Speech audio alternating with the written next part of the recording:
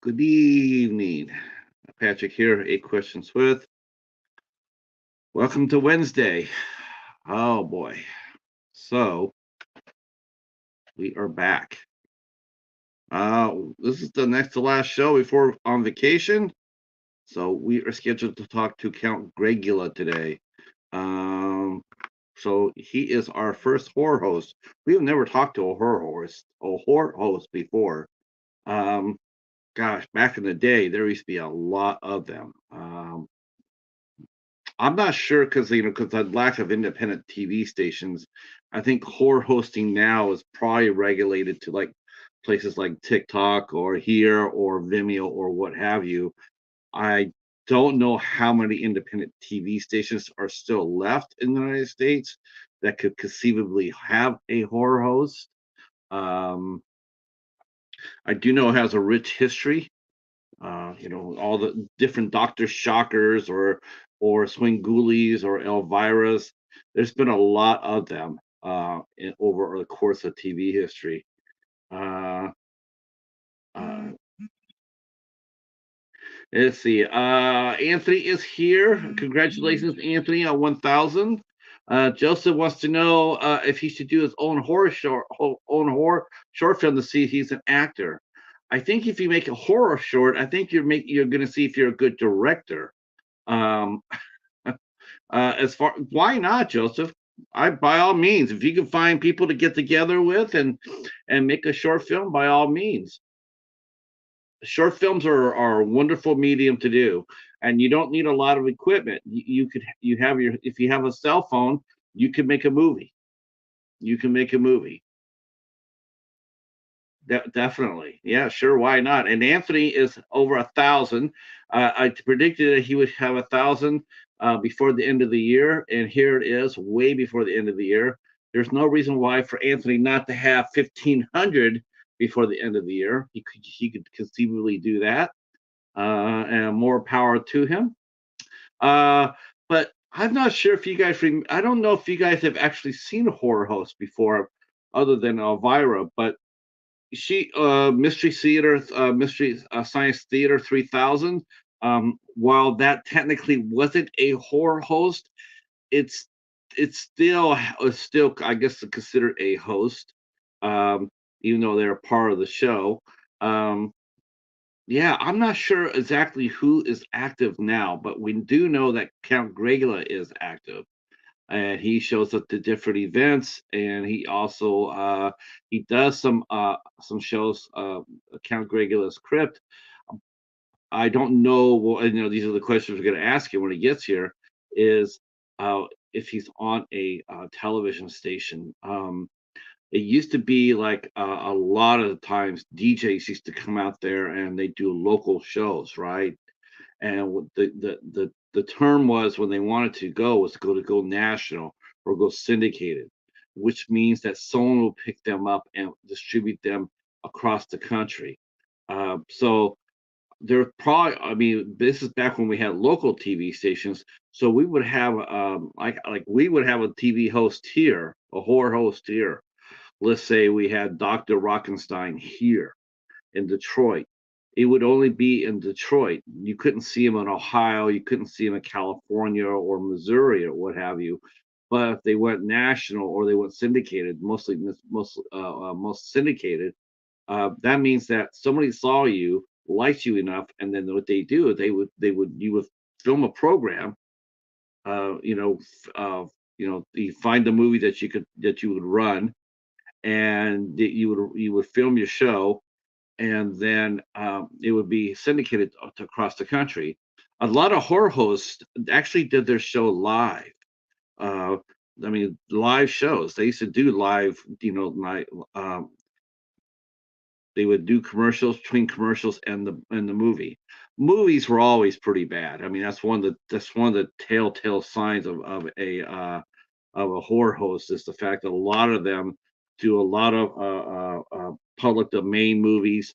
I do know that Swinguli, I know that they signed a deal to show Godzilla films, and they signed a contract to do that. They were allowed to show a series of Godzilla films once per year. So you always knew that you were going to get that. Okay. Yeah. Hi, Sue. How are you? Yeah, Joseph. Why not? You could be a one man show. You could be the creative and the main cast and the characters. They think they call that a one man show. Um, and if that's the case, you would be doing exactly what I'm doing. Just it's just me, myself, and I.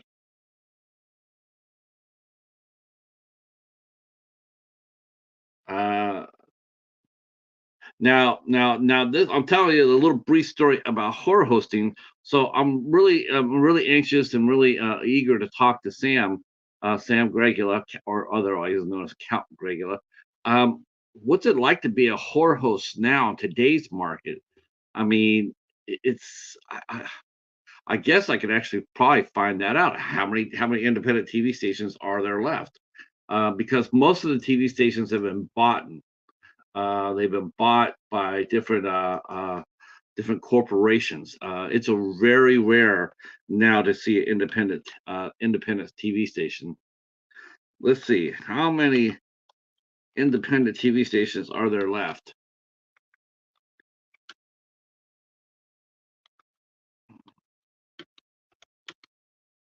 Let's see.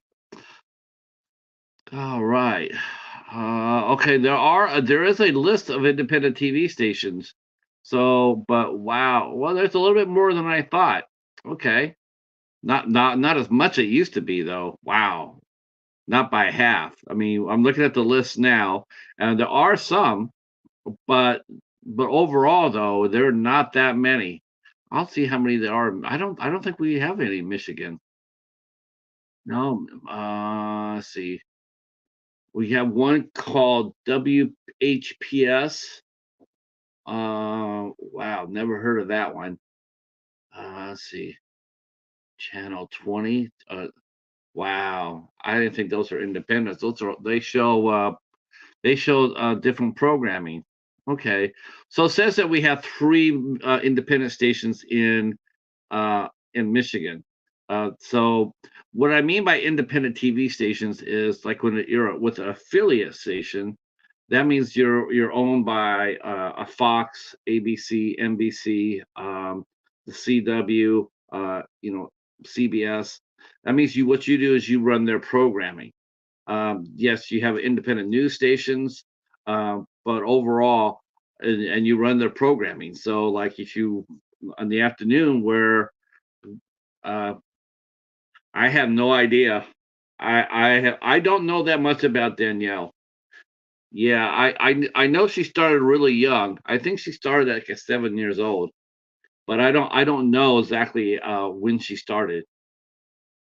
Uh, so as far as independent stations go, so that means you run the shows that they provide for you, like if you were an ABC affiliate, you would run all their shows um, during prime time. You might on the weekends.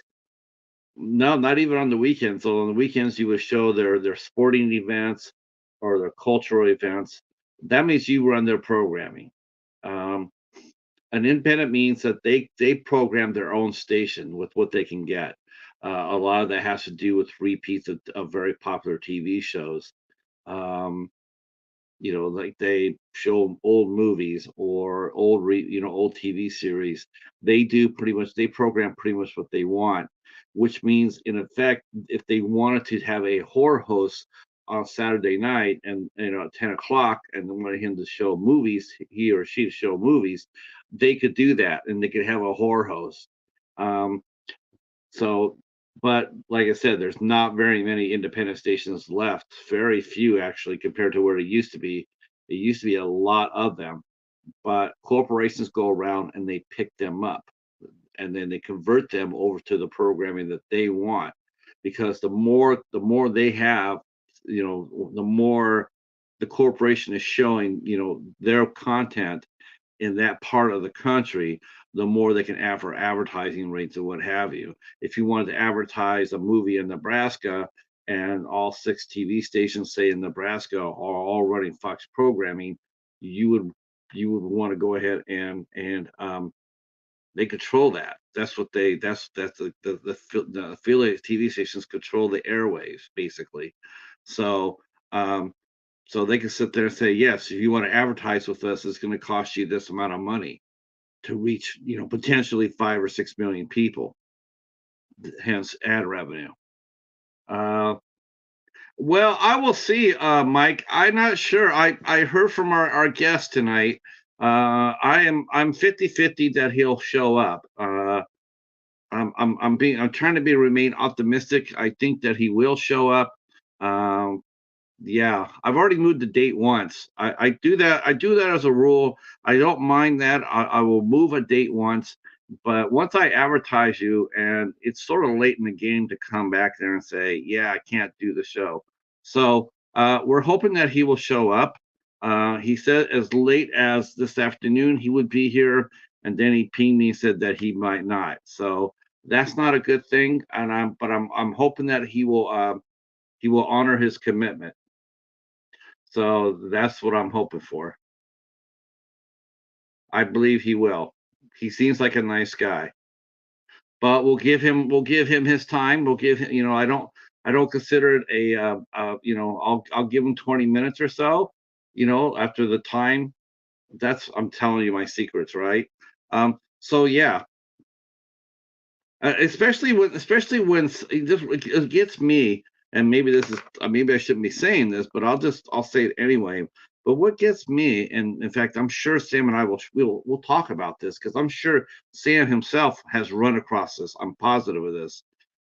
But there's been times where you get booked to a show and you have to show up. If you give the commitment, you have to show up. Especially if you can't, then you sit there and say, "Hey, I can't make it. Can we reschedule?" Most times, yes, you can reschedule for a date. It happens. Life does happen. But when someone comes up there and says, "Okay, are we on? Are we good to go?" Because I was a little curious because I was like, So I said, "We're still ready to rock and roll," and he said, "Yes." Now, what I'm getting at, and I'm not harshing on him at all. Well, the fact of the matter is that though that sometimes, because I'm sure he's had guests, I'm sure that he himself, being a horror host, I'm sure he has had guests that have been scheduled to come onto his show and talk about the movie or whatever they're going to talk about, and they don't show up. I'm sure that's happened to him as well.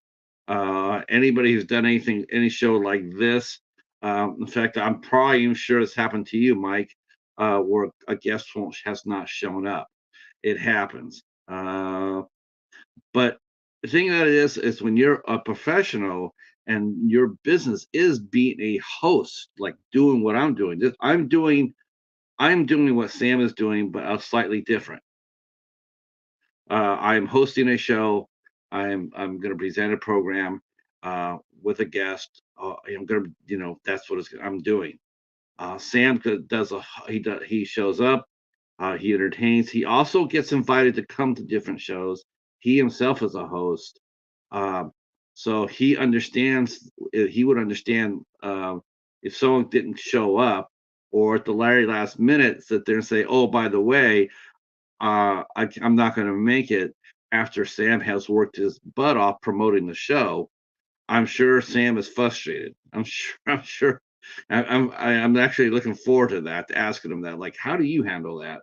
Um. Uh. So he understands why, if you don't show up, it's like you got an empty hole, right? Uh. That's happened here a few times. Here it's happened maybe like 20 times here. But considering I've done over 60 shows, that's not too bad. My percentage is pretty damn high.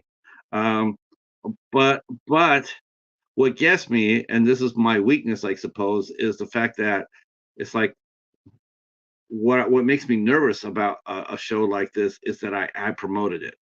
That's the part that you can't get around because you promoted it. In some cases, some people actually spend money to promote. Like I dare say that Sam probably does. Because Sam is, I don't, I'm pretty sure Sam has a huge regional audience. if not national. I'm not sure if he's I'm not sure if he's syndicated or not. That's one of the questions we're going to ask him. But hey, Stephen, how are you? Hi, Lady Valerie, how are you? Uh, how do you do that, Joseph? You ask people to come talk to you, and then you have them on. So, um, I'm optimistic that Sam will be here. He knows that I promoted the show, and you go out there and you push this out to 30 or 40 Facebook groups and other places.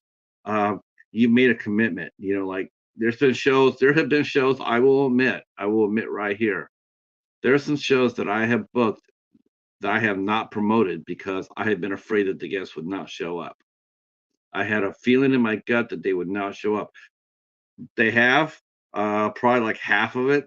This doesn't happen a lot. I say maybe like out of 10 or 15 shows where I've been sort of like, oh, this person's not going to show up. Um, I probably not advertised like 50% of those because in my head and my gut, I know they weren't going to make it. So you don't want to go out there and you don't want to go out there and promote a show like this to like 40 or 50 groups and then not have it happen because people will actually they will click on that, and then when you're there and you're dark, they'll never come back.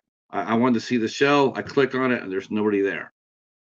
So it's one of the reasons why I sometimes I do go dark. If I get it early enough, like if I would have got this at 12 noon, like, hey, I can't do the show, I could pull the plug and say that he's not going to make it or what have you. But I didn't hear that at all until tonight. So it's unfortunate. It's unfortunate. So hopefully I won't have an empty hole. So, um, but well, good, Lady Valerie. I saw you were working hard last night over on Craven's channel during his interview with that actor from Scream. Uh, yes, I have. That's right. Stephen Chang has provided me with several guests.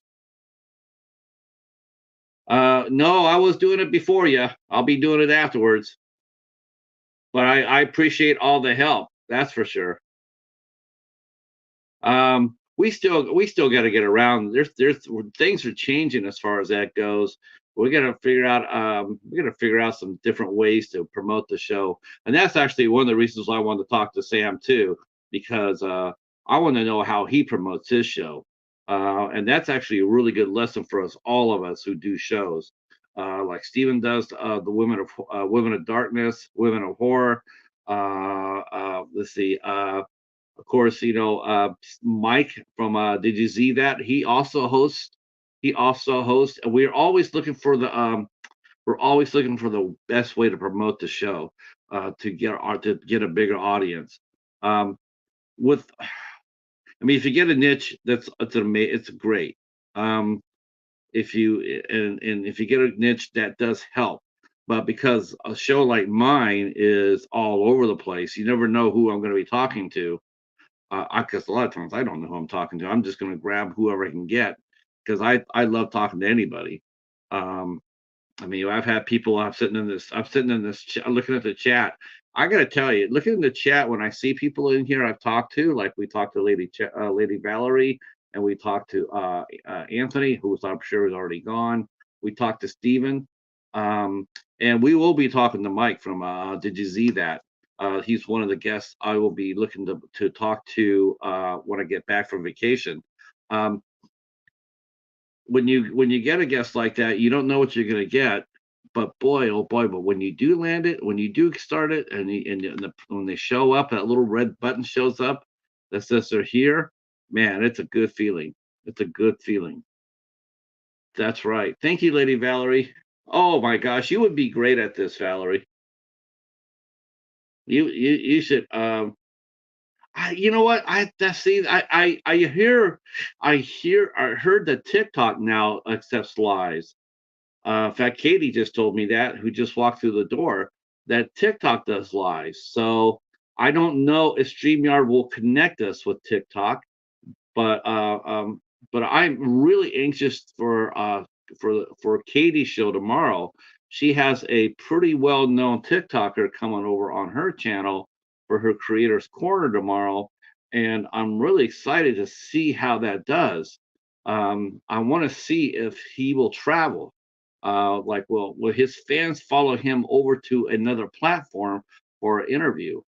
That seems to be the biggest problem as far as that go.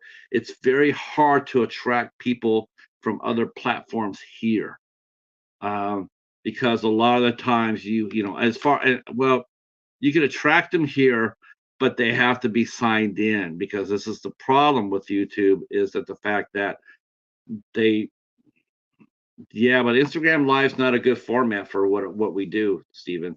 It's not a good format at all. For one, you can only go up for an hour at a time. You can only go up for an hour at a time.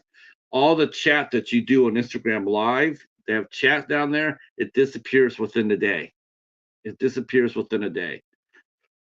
So basically, while you can see the chat while you're interviewing somebody, the next day that chat disappears. It goes away a day or two, it disappears. So people watch it, all they see is just you talking to the guest. They don't see any of the interaction. So, and it's only an hour too. You can only go up for an hour. So, um, yes, it's very hard, Valerie, to do that. Very hard. It was I found that out when I started doing my interview series on my blog, and I was still on Twitter at that time, and I had like 2,500 people on Twitter, and I even interviewed a couple of folks from Twitter, and but I could never they would never travel to my blog.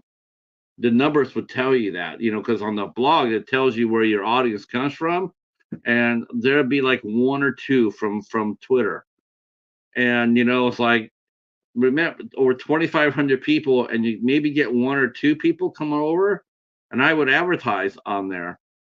It was rough. It's rough. It's rough. Good night, Joseph. Um, Yes. Yeah, I will definitely I'm going to be booking I'm going to be back booking on the November 15th. Not Can't do anything before that because it's just too far out. Too far out. I don't start really booking my show until the 15th of every month. Then I go ahead and I start looking for guests, because you don't want to fill up the dates too soon because it's too far out. And two, you never know who might be coming down the pike. You might get somebody that you've been trying to get, maybe a little bit bigger name.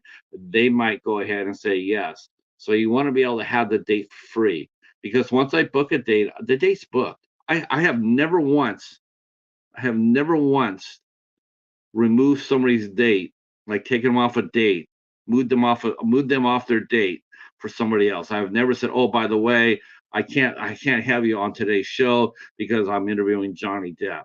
I have never done that, and I never will. If I book you, if I book you, and this is how you know when you see dates on this show, when you see them on a Monday or a Sunday, Saturday, Friday, you know that those dates already came in after I had already booked Tuesday, Wednesday, Thursday. So I booked Tuesday, Wednesday, Thursday. Those are the three primary dates that we do. If I get an offer for a guest, what I will do is I will try to either move it to an afternoon show that day, or I will move it to another night. I will never move somebody off their date to replace them with somebody else.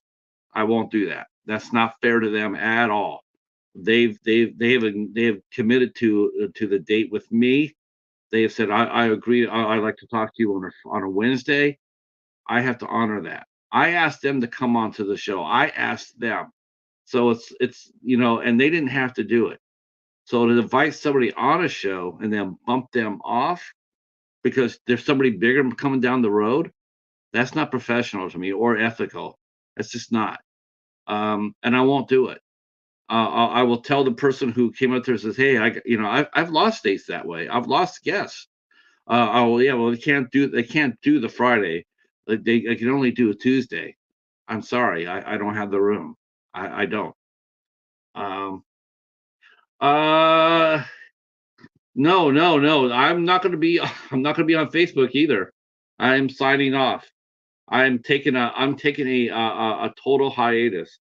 The only date I will be on will be the last Sunday of November for the IFC show. That's the only show that I will pop up for, because it's my turn to host. Um, yeah, just no show, no nothing. I'm recording some reviews. So, because you don't want to ever leave YouTube cold turkey, like don't show up. You got to leave them something, so YouTube sees that you're still alive. I definitely will. Yes, I am going on a hiatus for November.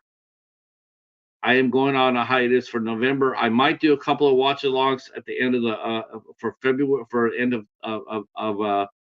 I might do it. I'm thinking about, me and Katie are thinking about doing a Saturday show. But overall, yeah. Oh yeah, it's time. You have to take a hiatus. And when you're doing YouTube, you have to definitely oh, good, good. That's someone we're gonna have to. That's someone who I'm gonna try to chase down. Victoria. I would definitely like to chase her down and have her come onto the show. Oh, I'm glad. I'm glad. I'm sure that that was a lot of fun. I thought her movie was pretty solid. It was a fun movie. Um, but yeah, I might do a couple of watch parties before I go. Um, just to go out on a high note. Also, I'll probably also, like I said, I'll be doing some reviews that'll pop up once a month or once a week in November. So YouTube sees that I'm still alive, and not haven't dropped off the planet. Yeah, you don't ever want to, if you when you take a hiatus, you don't ever want to just to go like, okay, I'm just going to leave and come back 6 weeks later without putting out any content. I mean, definitely you can do that, but if you do that, what happens is YouTube won't push your stuff anymore, and so when you come back on, it'll be hard to get going again as far as view counts go. Uh, I don't know what that silver button is. What is a silver button? Is that like 2,000 or 5,000?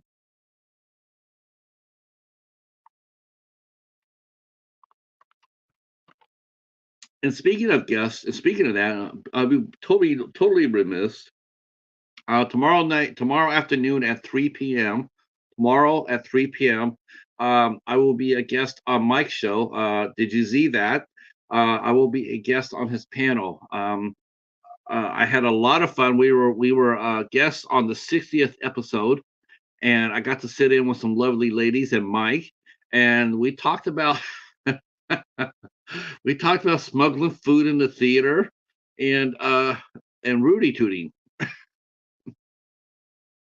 That was not what I expected to happen, but it happened, and I hope that Mike thought it was cool enough, because he actually invited us back. I mean, that was actually one of the funnest. That was one of the most bizarre hours I spent on YouTube. Was that hour with Mike, celebrating, and we had Lisa Loves there, and two other young ladies who I'd never met before, but I got to meet them, and we talked about smuggling in food and the price of food at the theater. Um, I thought it was really entertaining, quite honestly, and if I do say so myself, of the 4 hours that the show went, I gotta say, I think our hour was the funnest. Um, I mean, that was absolutely a hoot, totally unexpected. Um, I'll have to go out there and I'll have to replay that for you guys. I'll have to repost that. That was bizarre. That was so much fun. uh, Thank you so much. I will see you tomorrow at 8 o'clock UK time. Yes, I'm sure tomorrow we will talk more movies. That's for sure. I promise we will not be talking about smuggling in food into theaters or the result of doing that. Like what happens when you smuggle in a bag of Taco Bell inside of a theater? We will be talking more about movies. Uh, I know. I want to talk about people with their 31 days of Halloween. That was I've been seeing some really good people doing some really cool things. And I got to tell you, the channel that really has caught my eye this month, as far as the 31 days of Halloween, was Jen's Reviews from the Graves.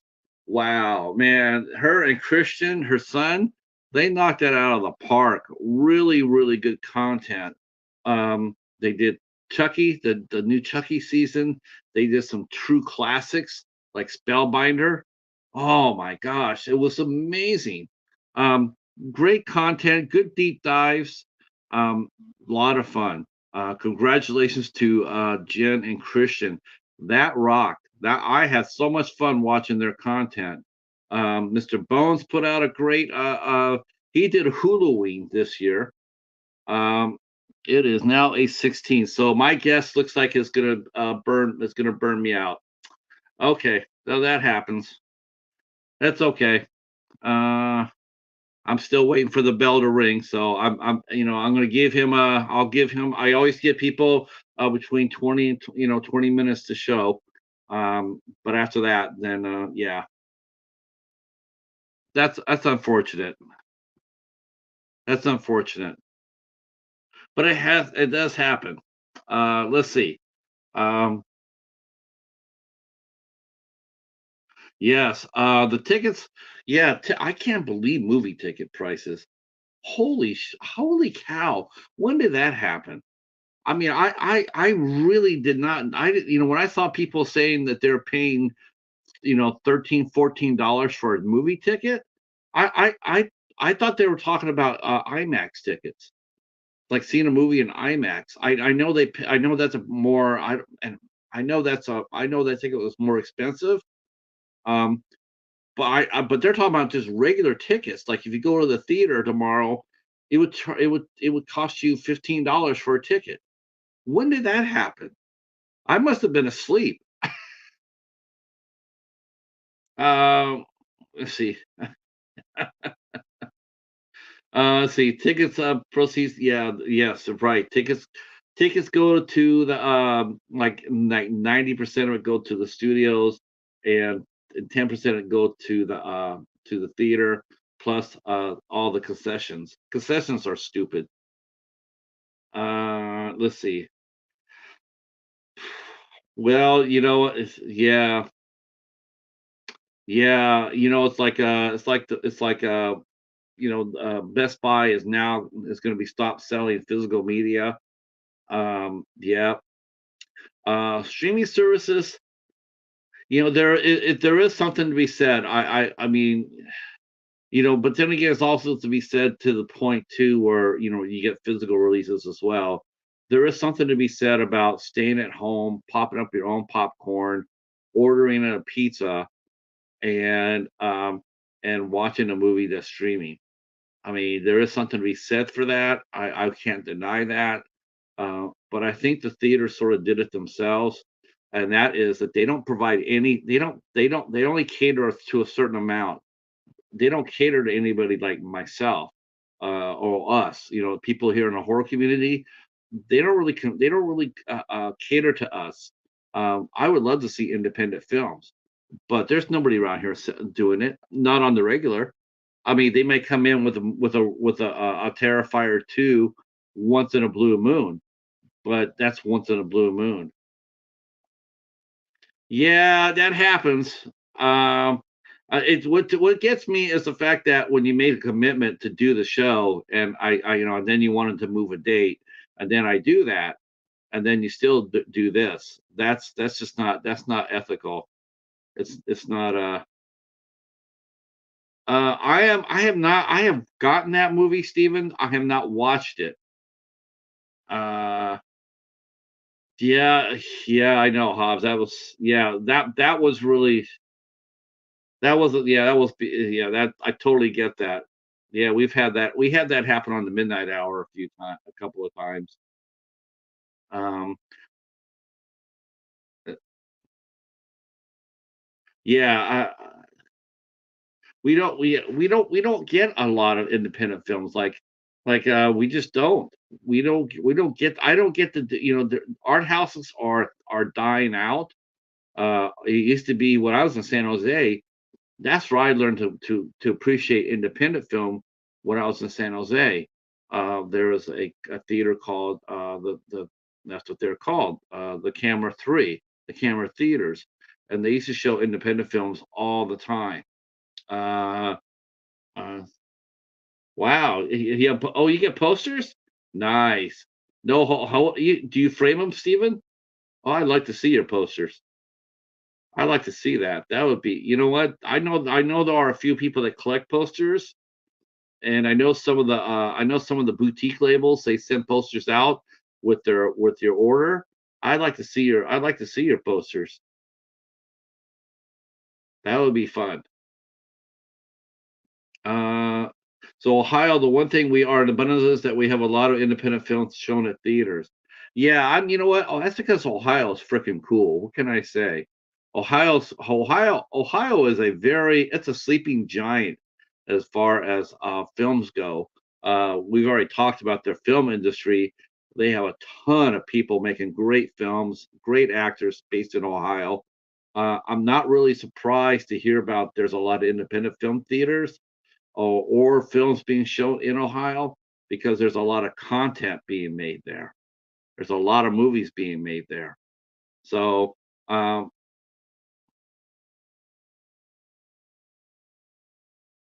that would, yeah, that's right. They are double sided, aren't they? Man, I still would, you know what though? Even if they were double sided though, I still would frame them. I still would frame them all. But of course, posters do add up though, right? Man, Uh, do you want me to send? Should I send Hobbs's address to you, Stephen? That's great. Yeah, I got to make a run to the post office tomorrow. Yeah, that's cool. That's cool. Man, I didn't know if they did that anymore at theaters. I've always wondered how. Yes, Stephen, he does. He would love to have a whatever poster you would love. Yeah, definitely. There is Echo from the Echo side. Echo side will be on tonight at 11:05. 11:05 tonight. Yeah, movie posters were cool. Yeah, I can if yeah, I can send him I'll send him your address, Josh. Sure. Like I said, Steven, anything you have extras or you feel comfortable sending out, we're not picky. We're not picky.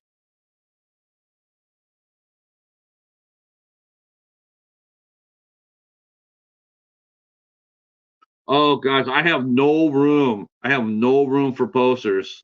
Oh my, yes. So yes, Pat. Yes. Oh yeah, that's a good question, Echo. My guest has decided he decided to bail out on me. So yeah, that's never any fun. I wouldn't be upset about this at all, except for the fact that I promoted the show. whenever I promote a show, that's what gets me angry, and I can't really hide that. I'm not going to hide that. If I made a commitment to you and I advertise the show saying that you're going to be here, then you need to be here. You need to be here, or you need to let me know like a day in advance, like you can't make it. So telling me at 7 o'clock that you can't make it, or 6:30 or what have you, that doesn't work for me. So that's I'm a little frustrated, of course. This is also not why I need a hiatus too, right? But that's okay. Oh gosh, I gotta yeah, you gotta give me at least you gotta at least give me a day's advance. Oh my gosh, yeah. Well, it's the same situation, Echo. The gentleman who was supposed to be on tonight, he's in the same boat. He knows better. That's the thing. He knows better. He's a host. He does what I do. He's a horror host. He does what I do. When he has guests on his show or what have you, he knows what I'm talking about. That's one of the reasons why I'm sitting there upset about this is because he knows. If he was sitting there all dressed up in his costume and he's waiting for a guest to come in to do a show and they didn't show up after he advertised them, he understands my frustration. Yeah, I was excited about it, Mr. Dan. I was very excited about it because I've never talked to one before. I never talked to a horror host, but you know what? One of the things I'll do when I go on my hiatus is I will look for one. I will find a horror host because there are a lot of them out there. I will find one and I will interview them. I'm definitely gonna find. I'm now that I'm really intrigued by it. I'm really intrigued by it. I'm gonna see if there's some if you guys know of any horror hosts, because like I said, I mean horror hosting it's a lot harder now. There's not that many independent TV stations. So there's not that many opportunities for that to happen. I don't let's see. I'm going to see active horror hosts. I don't know how many there will be.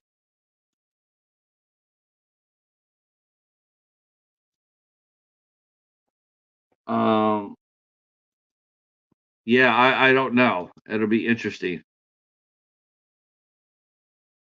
Let's see how many active horror hosts that are still working. Um let's see. Dario Evil. Okay. All right. Oh, all right. Steven says he's got one. Okay. Yeah, I'd love to. You know who I think would be a perfect core host. I really do. I wish there was room for. I wish there was a station that would do that, but unfortunately, because her character is so similar, I'm not sure it would happen. But I would think that Jennifer Nagel would be a perfect horror hostess. I think I would love to see her get a crack at it. Janet Decay.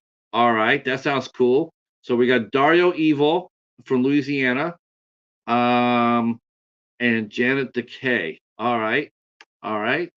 I will write those down and I will look them up. Let's see.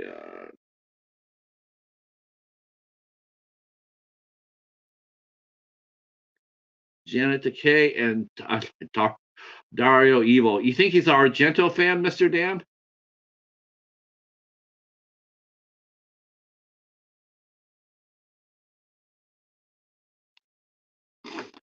All right. I like it. I like it. So yeah, we're definitely gonna get a horror host on here now that I have that in my oh, Ohio. Okay, Cleveland's first horror hostess. Does she still have a show, Steven? So let me see what she would be on. Let's see.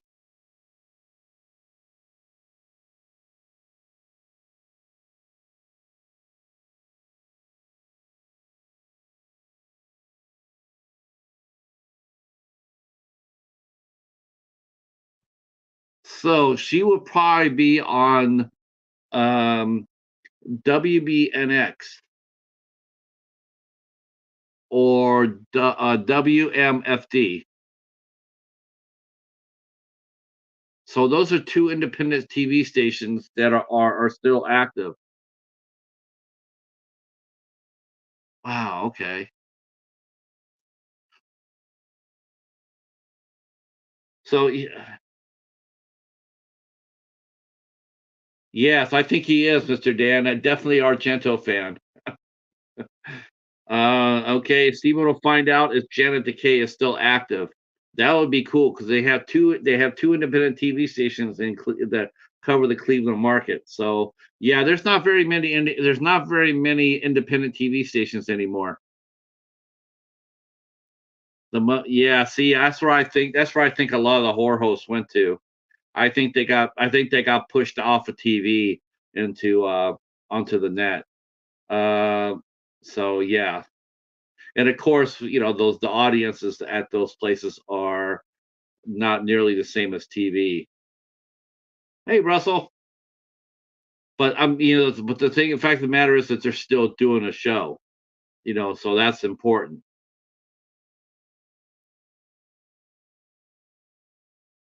I wonder if they're allowed to show movies during their YouTube.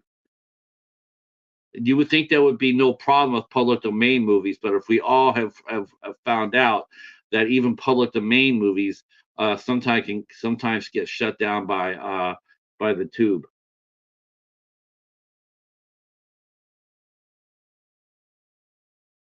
Oh, that's her. Okay, so it's the Mummy and the Monkey on YouTube. That's her YouTube. Okay, so we'll see. We'll see if she does any TV shows on those two stations.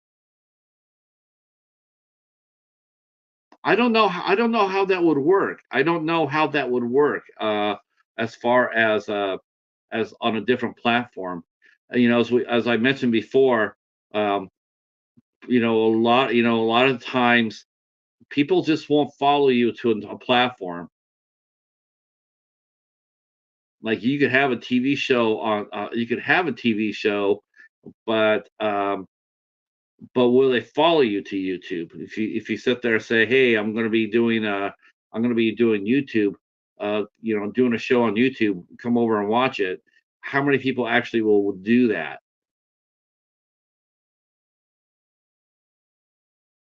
Hopefully, a lot. It takes a lot of effort to do a horror host. It's not as easy as it appears to be. To walk out there and to like Swinguli. I mean, Swinguli works really hard on his show. The only thing with Swinguli is I just wish that the movies that he would be able to do, I just wish his movies were more fresh. That's the thing I wish. I mean, you can only roll out those public domain movies so many times. Abbott Costello meets Frankenstein. You can only show that so many times before people just get tuned off. Okay, there's creature features, and they show movies on their YouTube channel. Yeah, see, they're getting pushed off of TV. See, like before, we had a host named Tom Hatton. Tom Hatton used to work out of KTLA Channel 5, and he used to do two shows. He used to do a creature feature show, and he used to do a Popeye show. He used to show Popeye cartoons for 2 hours on a Sunday, and he'd deep dive all the Popeye information, and then on Saturday night he'd do a creature feature, and they would show a lot of the public domain movies. Yeah, but now they get pushed off. Like I said, I only know of one TV. I only know of one horror host on TV, and that's Swinguli. He's the only one I know that's still active.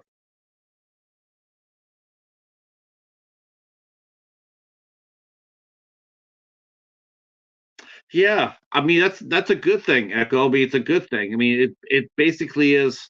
They're basically doing what we're doing, except they're wearing makeup, and but that's fine. That's fine. Yeah, yeah, I get it, Russell. Trust me, I get it. I still love Abbott and Costello too. Um, but if you're watching Swinguli and it seems like every 6 weeks he's showing that movie, it gets a little tiresome after a while. You know what I'm saying? The public domain. I mean, you don't always get the best movies, and a lot of them are just and I just feel like for a horror host, it would be nice for them to elevate the movies a little bit. He definitely, like to me, it's a shame that it would be nice to see some of the made for TV movies from the 60s, 70s, and early 80s. That would be really fun to see those on Swinguli.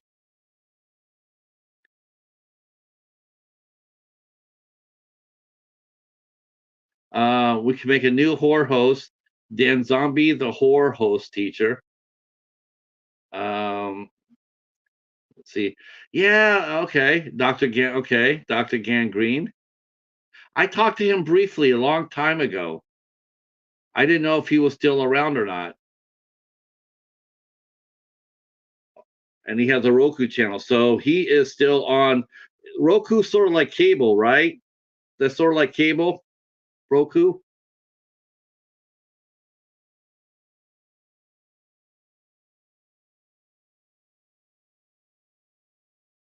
That would actually make for a good show if someone ran with that. The history of the horror host. Because there have been a lot of good ones in the past. There have been a lot of really good horror hosts. Let's see. Creature features is showing the Monster Club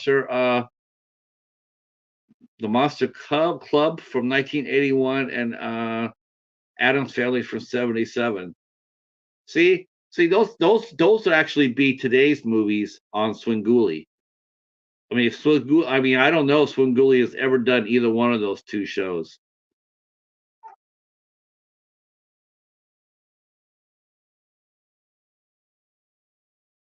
I just know that he seems to be airing the same movies that I would get from a multi-pack.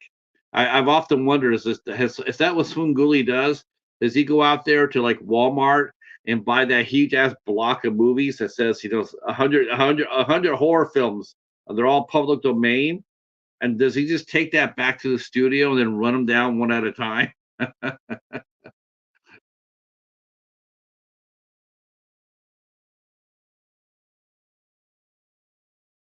Oh my gosh, good luck with that, Steven. That young lady is busy, busy, but busy. But yes, she would be amazing on TV. She would be amazing. It's Nora. Holy cow. I have not been able to do this in a way too long time.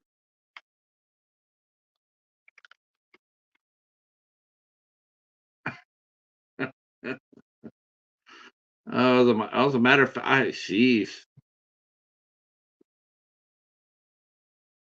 Let's see. Oh, a fellow cat person in the house. What's going on, Larry? Let's see. Nora's going to Horde Nights tomorrow at Universal. Wow, that's gonna be fun. I hope you film it. Are you gonna go live? Oh, I was gonna say you could do it live, but the music. Oh, that might be hard. I have not met Billy Pond yet. No, I have not.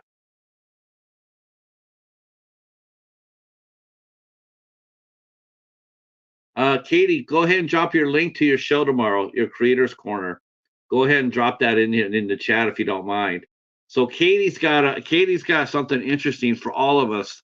She's going to be interviewing a pretty well-known TikToker tomorrow, and I am eager to see that show happen. It's going to be on tomorrow night at 8:30 Eastern time. Yes, I will be on tomorrow night with Jeff Clark Jr.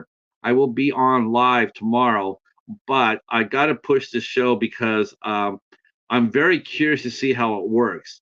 It's been one of the banes of doing YouTube and that is not being able to promote the show, and other platforms.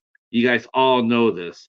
You guys get a show, you guys got reviews, and it's hard to get people out from the immediate YouTube community. So um, hopefully, hopefully tomorrow will come by and Katie's show will travel from TikTok to YouTube. Hopefully this guy will bring his fans over to YouTube and to watch the show. I'm very curious. I'm very curious. I'm very hopeful. Um, I have not signed up for TikTok myself, though I have heard that there's been a lot of changes going on. Like I hear that Twitch is now going to allow simultaneous streaming, dual streaming. So you're going to be able to promote. You're going to be able to stream both here and on Twitch, is what I'm hearing. Twitch or Discord, one of the two. You're going to be able to do that because one wouldn't let you do it. I know Twitch would not let you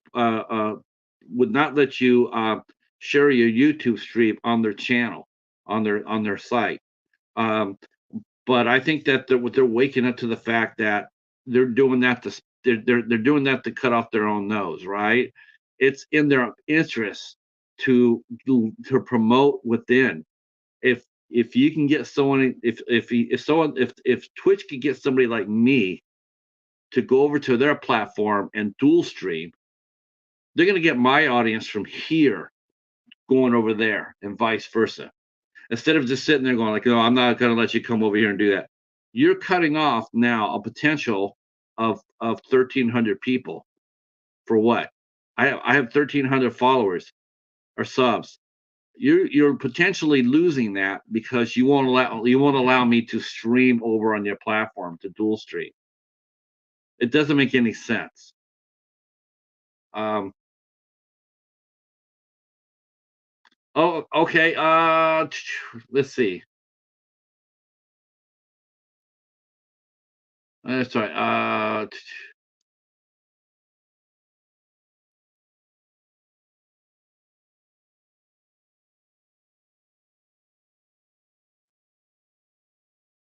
Okay, I'm seeing. Yep. Thank you, Stephen. I see the message. I will definitely email her. I would definitely email her. Yeah. I don't know who's who. Okay. So who is so someone can actually help me out here.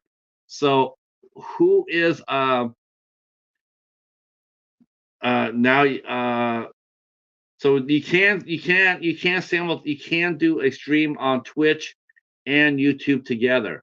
That's amazing. So I would actually sign up for Twitch now. I would do that.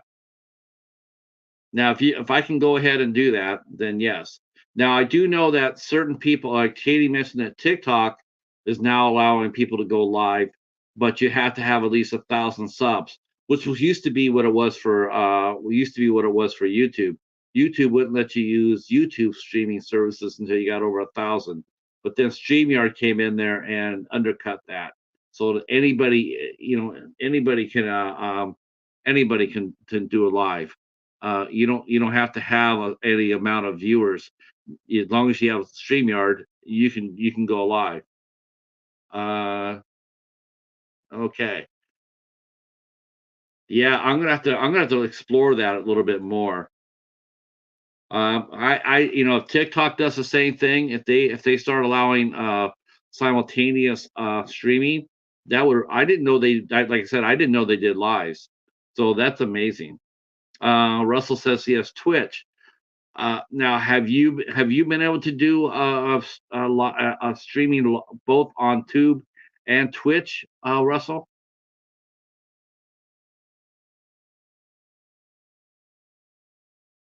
And do they have a minimum amount of people that are you allowed to go on Twitch? How many, or do they require you to have a certain amount of followers before that you're allowed to do that?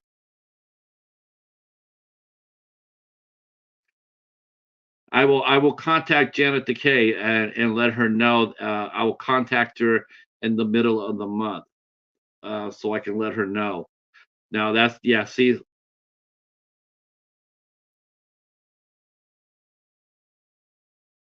we'll see if we can get that to happen because I would love to talk to her, and we have to talk to Nora too. Let's see. Uh, they upload their Twitch videos to YouTube. Wow. Okay. Now you down. You know what? Now that's another thing about you about YouTube is that's hard to download.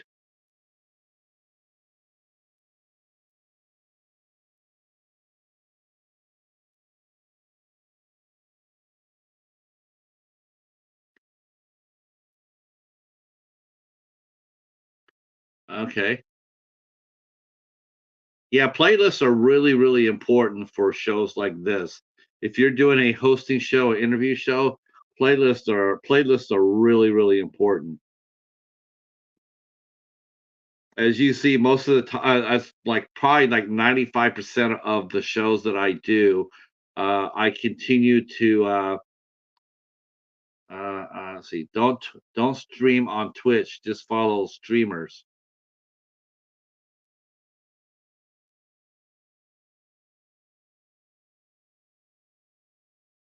Okay.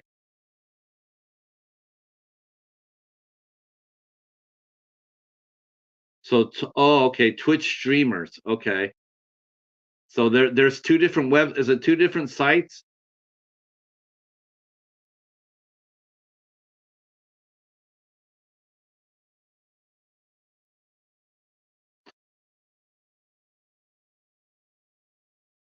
Yeah, I try to do that too, Echo. I try to do I break mine down a little bit. I mean one of the things I'll be doing is a still Twitch. Okay.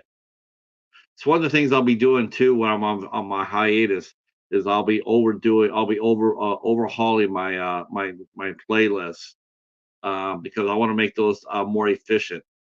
I have a lot of playlists, but a lot of them are just like I don't know. They could be better. Okay, so streamers use their own devices. Okay, yeah, I'll definitely have to explore that. But I just wish that more would. I just wish other people would be able to, like I said, tomorrow night. I'm really really hoping that Patrick's his following. I hope that they will follow him over to Katie's channel for the interview. Um, it's but will they? That's the thing. It's like I have almost 1,000 people on Facebook. I have like 300 people in a group, but it doesn't always carry at all. I invite 400 people every interview that I do. I invite 406 people over every interview, and I do dual stream to Facebook, and it's really really hard to get folks to come to travel. Some people will watch on Facebook, not that many, but I'm glad that they do. I'm grateful. Um, yeah, thank you, Stephen. I definitely do that. I definitely do that.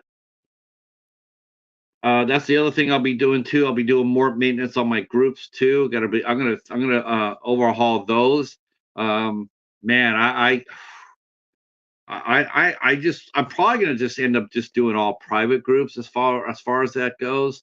The public groups on Facebook are out of control. They are a hot mess. I throw some up in public groups, but boy, it's just you go over there to see. You go over there on a lot of these public groups. Oh, it's just a wash and spam and just content that just gets. Oh, it's just horrible. Facebook public groups are if they're not moderated, if you have a good moderation, if you have good mods, good admins, a group can work.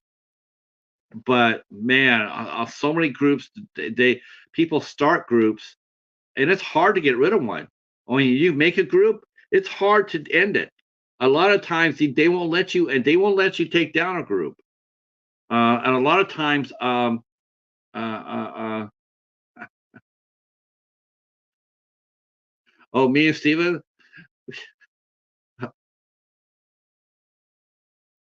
I gotta to be honest, I can't wait to have Morgan back.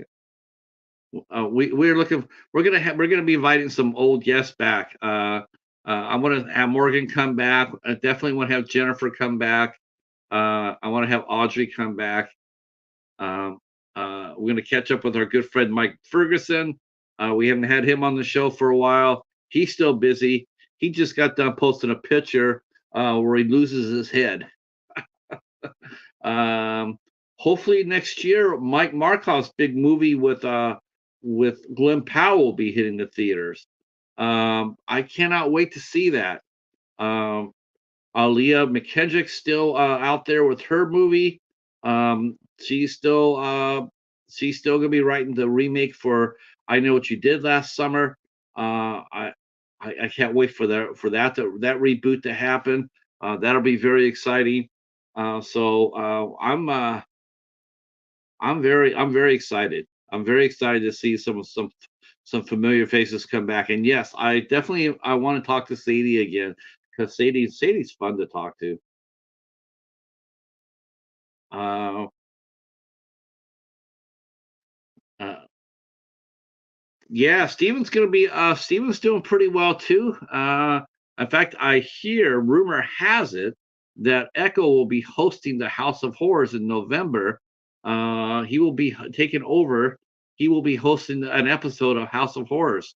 That's going to be a big show. That will be fun. I will definitely be there for that. Um, and that'll be legit. That'll be cool. So Stephen and Patrick or Echo, they will yeah, they will definitely they're definitely on the rise. That show he did with Troy Furman, oh my gosh, you guys have to see that. That is let me drop that on there. That was hilarious. That was hilarious. That was one of the funniest shows I've seen in a while.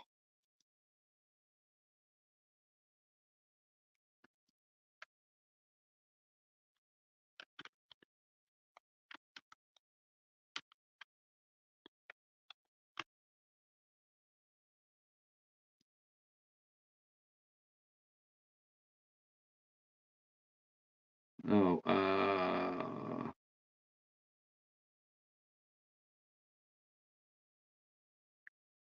let me go grab that.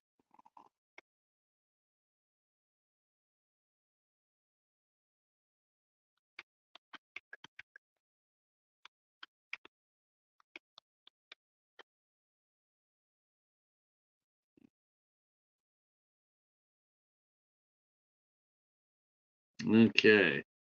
Let's see. Oh, he reviewed Wheezy Shark. All right, where is that one here? I gotta share this one out. This was crazy. So this is Troy Furman. Um, yeah. So the Troy Furman was one of the actors on Saved by the Bell, and this is the interview right here. And you guys can go ahead and just go over there and bookmark it. Um, uh, yeah, I'd like to talk to Elizabeth for sure. There's been a lot of new horror on Tubi. I got to watch Christie on Tubi. Really like that movie a lot. Um, I got to review a lot of the films I did on. Wow, you know what? I'm going to go ahead and be a little bit selfish here now that I got a captive audience a little bit. But man, I'm going to go over. You know, I was a little bit surprised with my I was a little bit surprised with my 31 days of Halloween. I mentioned that Jen for Jen's reviews from the grave, her and Christian. I tell you the truth, They put out a hell of a show. Oh my gosh, they put out a hell of a month. They did, and I got to shout them out again. Definitely, if you have not gone over to see Jen's from Jen's Reviews from the Graves and Christian, they have been doing deep dives for their 31 days of Halloween. It's been fantastic. Uh, they've done so many fun films, and they've also covered the Chucky series, Chucky season 3. They're doing that as well. Yeah, I would definitely talk to Elizabeth. But I want to talk about my 31 days of Halloween because I'm damn proud of it. Uh, I am. I thought I picked out some really fun movies to watch and talk about, and uh, I think what really surprised me was, for one thing, I got to it prepared me for the amazing bulk. That like Echoes. He's obsessed with that movie. Um, uh, he I got to watch The Amazing Bulk. I wouldn't have been able to get through that movie if it hadn't been for a couple of movies I reviewed on a review for 31 Days of Halloween. Um, I've only had two movies on there that I sort of stumbled over, but good lord, they were worse than the book. The movies that I got, they were worse than the Amazing Bulk. And it enabled me to watch the book. I watched it, and I was like, okay, it's really bad, but I've seen worse. I've seen worse. And but wow. Yeah, I could too, actually. I could definitely see there's a lot of people I would see doing being a good horror hostess. Man, but see the pain well, you haven't seen shit until you've seen the Wendigo. Oh my gosh. It's honestly the Wendigo's worse than it's worse than Dustin Ferguson. Oh, wait till you see that shit. I'm telling you. There's like the makeup is great. The makeup they're the only ones that did their job. Uh uh uh uh, uh they were amazing. Chris and Jamie Apple, they were amazing. But the rest of that movie, after I watched that, I went over there and watched Cocaine Cougar so I could see a good movie. Let's see. Let's see. So the 31 my 31 days of Halloween so far has really been fun. We did some fun movies. Um, we start off with the Parker sessions. That was a lot of fun. Just doing it, to watch it. It wasn't necessarily. I love the director. I can't wait to see what he does next. I didn't. The movie itself was well made, but the characters were just too unlikable for me to get into the movie. I mean, they're both not good people at all. So I had a hard time getting into it, connecting with it with the actors. So yeah, I had a hard time with that one, but I thought the movie was solidly made. I thought it was well made, and I can't wait to see what Stephen King's Simmons does next. And so that was my first one for 31 Days of Halloween. Um, Two, so just to be sure that we're not highbrow, like our nose in the air. I'm only reviewing important films. You know, only the best. Of course, we have a sense of humor here on Half Cheetah Will View. After all, we have reviewed a lot of fun, goofy films. Uh, so we watched for day two. We watched for day two. We watched Doll Shark, which is a Mark Polonia film. Um, it's a squish. It's about a squishmallow that's possessed. Uh, okay, so that sounds really goofy, but it was a lot of fun. Definitely a lot of fun. Oh, okay. I will give you a date, Stephen. I will give you a date. We will go ahead and we'll get her a date. I'll have to ask her her date, her availability in December. I've seen that on Tubi. I have not watched that yet. Dante's Hotel. That looks fun. Okay.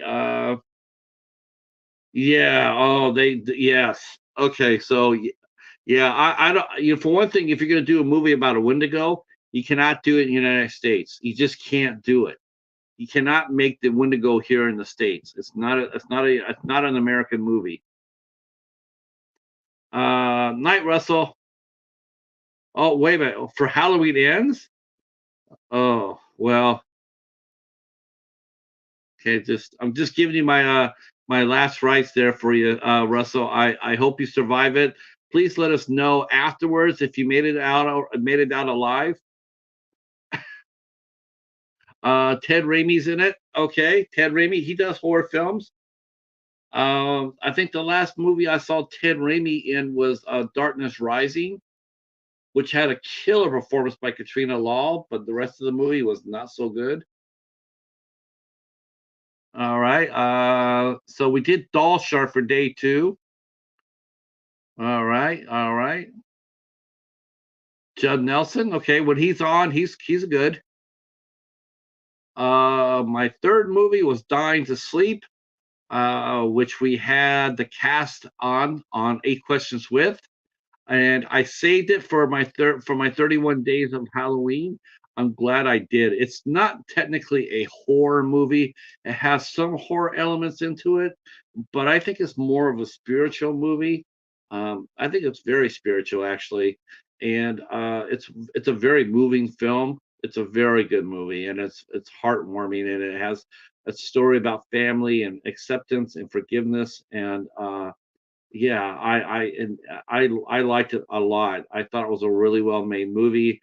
Some really good performances in it, and so Dying to Sleep. I did put it in my 31 Days of Halloween. E- Not technically what I call horror though. I definitely would call it more. I would call it more of a drama, and it did have some supernatural elements to it, but it's a good movie. It's really good. Um, all right. It's okay. So Russell gets to stay alive for another hour before he goes watch Halloween Ends. So we're gonna keep Russell here in the chat, nice and safe and nice and safe. Oh my gosh, I don't know, Russell. I have yet to hear anybody really like that movie at all. I just really uh, uh yeah. Now that's something we could do. We could do that. I would definitely do a watch party for that. Um, Ask her if she's available for next Tuesday, Stephen. But of course, if we do this, you'll have to come up with us. If we do a watch party with her, you have to come up. We must save Russell. Yes, save Russell.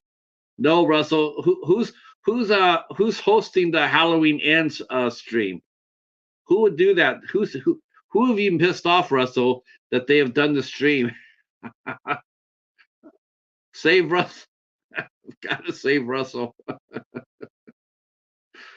Yeah, yeah, Halloween Ends. Oh my God. Oh Lord have mercy. You know what? It's funny. This season of Halloween, October, it's spectacular, and you don't hear anybody talking about those three movies. You don't hear anybody talking about the trilogy, the last trilogy, David Gordon Green. You don't hear anybody talking about it. I'm surprised that someone actually is doing a watch party with it. I really am. Because I have not seen anybody this year talk about those three movies. I have not seen that. Um, I know Knight had did a premiere. Uh, he did a premiere, and he was talking about, could Danielle Harris come back and do another Halloween movie? Um, I would sit there and say that she could do the Halloween if it was on TV. If they did it for a streaming series, um, yes, she would fit really, really well into that. But as far as a movie goes, no, I don't think it would work. I don't think Danielle Harris could open up a movie, a Halloween movie.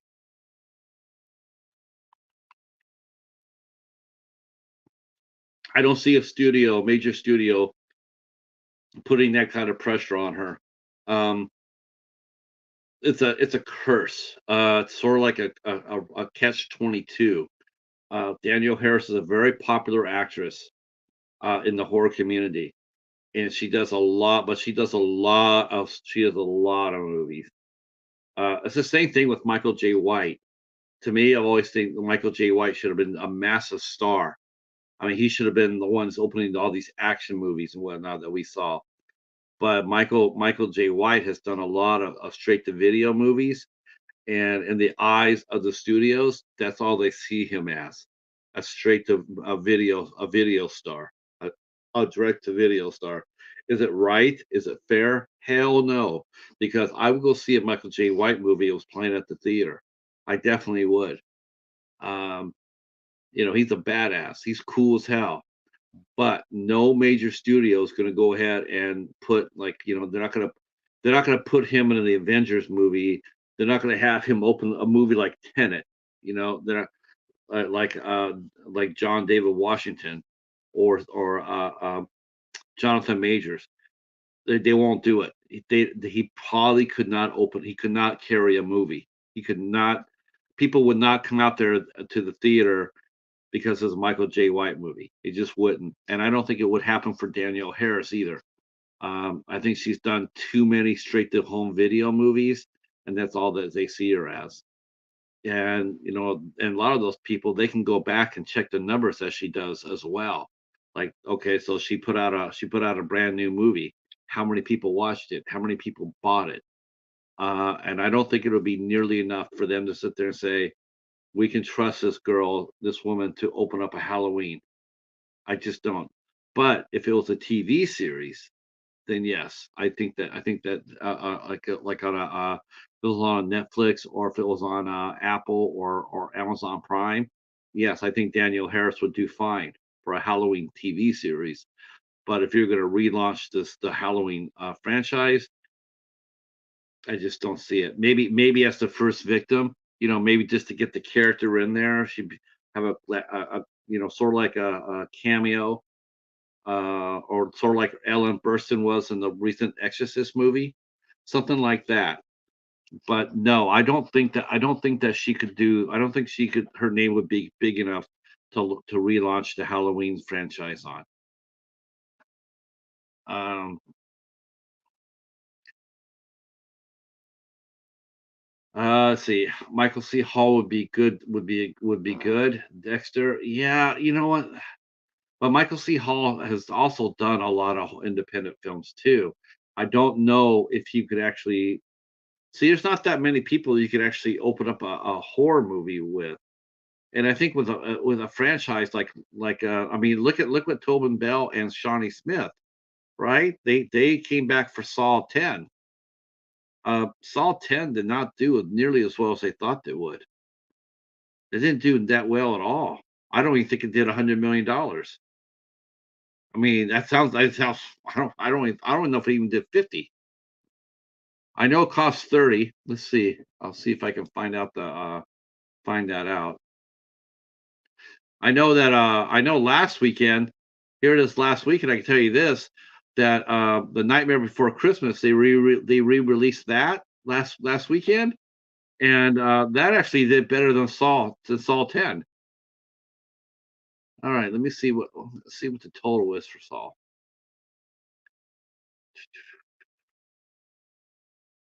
Yeah. Saw 10 didn't even do $50 million. I mean, it's just limping along now, and I think part of that was because Tobin Bell could not open that. They couldn't sustain it.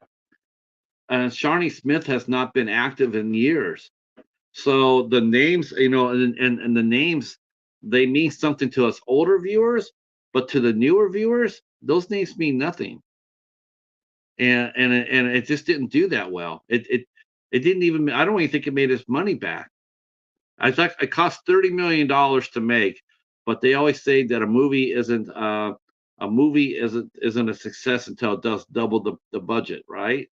So if that was the case, that movie needed to do $60 million before it meant to started turning a profit. Um, let's see what Spiral did. Curious. Let me see.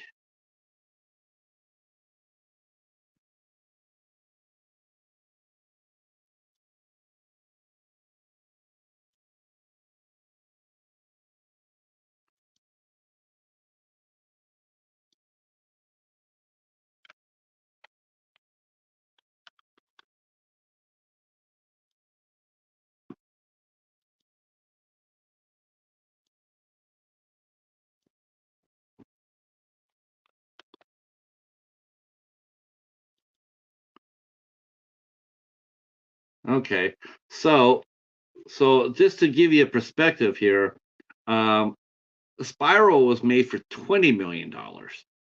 So it was made for even less than Saw 10 was, but it made $41 million back. So not much of a profit per se, but it did make its money back, and didn't do that bad. But Saw 10, bringing back legacy characters, bringing back legacy characters, still struggling to make $50 million. So I don't think that it was a good idea I didn't like the idea of them doing a prequel anyway for Saw, but it just shows that just because I mean certain people just can't open films. You would think that wow, with Shawnee and Tobin back, they'd do gangbusters. But the fact of the matter is, Tobin Bell's over 80, and Shawnee Smith has been pretty much retired for the last 10 years or so. So that did not translate into box office because nobody really knew who they were. There wasn't enough, not enough of the targeted audience knew who they really were. And Jill Tuck wasn't there. Hell right. You're right about that, Stephen. You're right about that. Um, Man, that was cool as hell. I remember when I heard that news that Bessie Russell was going to be in the franchise. Man, I was like, wow, that's so cool because Bessie Russell, yeah, I was a Bessie Russell girl. I know a lot of people loved Phoebe Cates, but man, I was always a Bessie Russell girl, a Bessie Russell guy. I thought she was just drop dead gorgeous too. Hi Brene, how are you? I have not seen it yet, Brene. I heard that it was okay. The traps are all right, and the storyline. I, but I'm just gonna sit and wait for it to come out through the library. Hopefully, I'll be able to do that.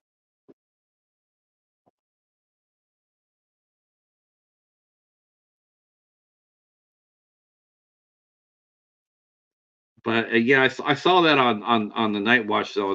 He was talking about Daniel Harris and Halloween, and I just don't think that she could open up the film. You would have to. They would try. Have to. They would have. They're gonna have to try to get a. And it won't be Jamie Lee at all. She's absolutely 100%, 1000% done with it. But they're gonna have to get like a name to relaunch the series. I mean, they would have had to have her for Danielle Harris. They would have her come on in the last movie. In order to keep that excitement going. If she would have had a part in the last movie, Halloween Ends, maybe there's just some excitement. Maybe. But I don't know. But because the way the movie ended, I don't even know if Danielle Harris being in the last movie would have been enough to save it. Very much like Ellen Burstyn and Linda Blair in The Exorcist, the new Exorcist movie. Both Chris and Regan O'Neill, uh, they were both in the movie, but it didn't save it. It didn't save it. People weren't talking about it enough. They weren't going like, oh wow, oh I got to go see that. They weren't wowed by it because the movie was so shitty. The story wasn't so good. The only thing they did really well, uh, uh, let's see. Oh, we are talking about just about anything and everything. Um, our guest didn't show up today. That's why there's nobody here. But we're just talking about various different movies. Um, uh, yeah, we're gonna be. I might do a watch party. I know I'm supposed to be doing one with Katie this Saturday, but I might do a watch party next week. And 2 hours to go to the Echo side. So, who's your guest gonna be, Echo? Are you gonna have guests?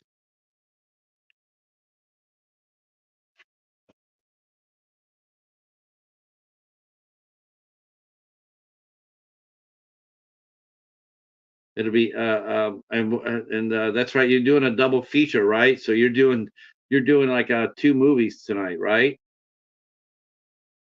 Well, just think if you did two Dustin Ferguson movies, you'd be done in 2 hours, hour and a half. Uh, I think I'm gonna end up. Oh, no idea about guest. What movie? What movies again are you gonna watch? You should do Cocaine Cougar and The Amazing Bulk. That'll be the ultimate doubleheader for the Echo side. If he did that, it'd probably be the first time I've ever seen minus guest on okay. One movie tonight and an interview on Friday. Oh, who are you? Oh, I didn't know you're interviewing on Friday. Who are you interviewing? All right, all right. Echo's gonna be interviewing somebody. I did not know you're interviewing anybody.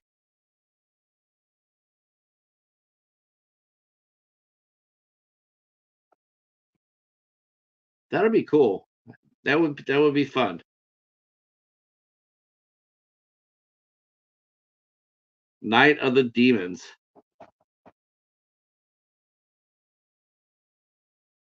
Jennifer's a good interview. Jennifer is a lot. She's a good interview.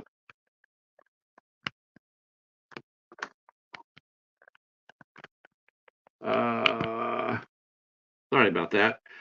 Yeah, she'll do fine. I like talking to Jennifer. She was fun,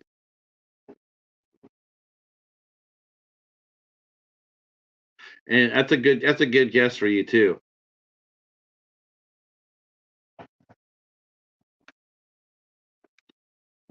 See, I'm not sure what me and the cheetah are doing. I know that we're gonna be reviewing. Uh, I know we're gonna be me and the cheetah. We're gonna be watching and reviewing some Miss Marple movies. We got a four-film set from the library, um, and we decided that we're gonna watch and review that. Let's see. Let's see. Yeah, I don't know. I don't even know. I'm confused about the horror tuber and the entertainer. I'm not sure who is I'm not sure who is the entertainer of the month, and I don't even know who won. All I know is that there are people saying vote for me, and I'm going like I don't even know who won. I don't even know who won last time, so I don't even know who to go over there and sit there and vote for. I know that Dawn won the horror tuber of the month, and I voted for Mayanne. But I think there's the entertainer of the month. I don't know who. I don't know where to go to vote for that.